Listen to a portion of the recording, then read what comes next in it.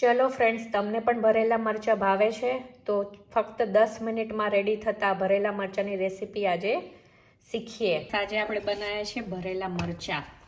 એના માટે મેં અહીંયા લીલા મરચાં લીધા છે. આ લીલા મરચાંને મેં ધોઈને કોરા કરી લીધા છે અને આમાંથી આપણે બીને એ નથી કાઢવાનું અને ખાલી વચ્ચે અહીંયા કટ મારવાનું આવી રીતે બધા મરચાંમાં. એમાંથી આપણે સીડ કે ડીટીઓ નથી કાઢવાનું.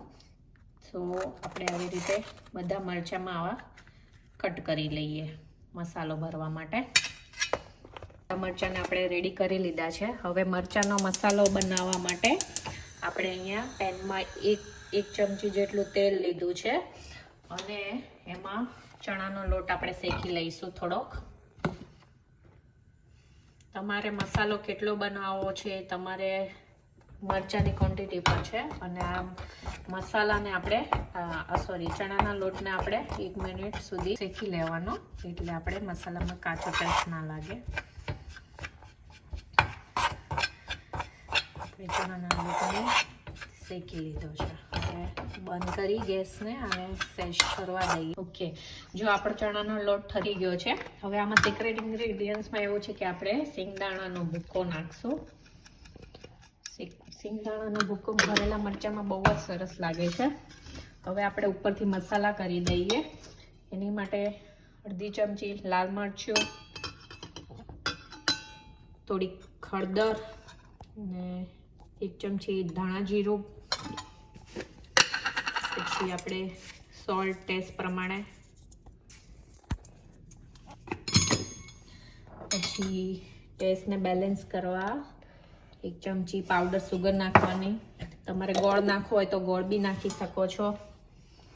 પછી 1 પાવડો તેલ નાખવાનું અને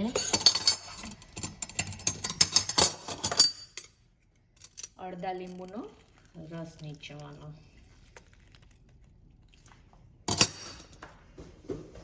ઉપરથી થોડાક કોથમીરના પાન નાખવાના.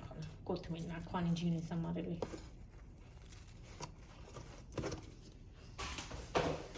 પછી આ બધું મિક્સ કરી દેવાનું.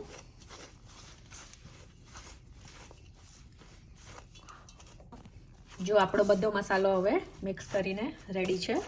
હવે આપણે બધા મરચાંમાં ભરી લઈએ. મરચાંમાં જો જ્યાં કાપા કર્યા છે તે આવી રીતે બધો મસાલો થોડું થોડું કરીને ભરી લઈએ.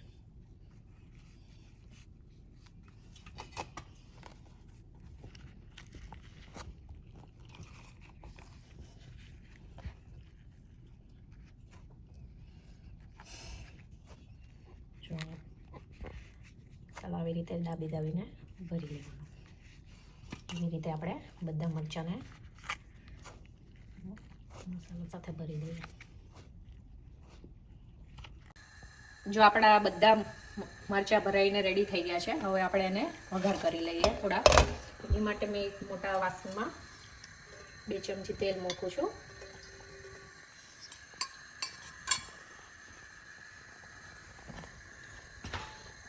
મીડિયમ ગેસ રાખવાનો અને તેલ ગરમ થાય એટલે એમાં ચપટી કરાઈ નાખવાની.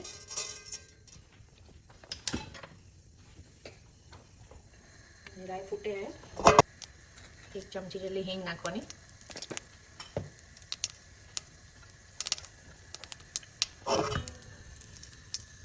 એમાં મૂકી દેવાનું.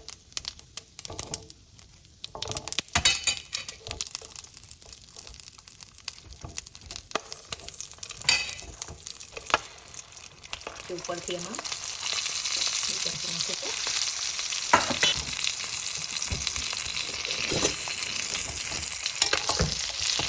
થોડા મિક્સ કરી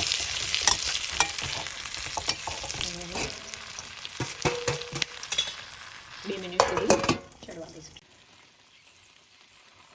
ભરેલા મરચાં હવે રેડી થઈ ગયા છે.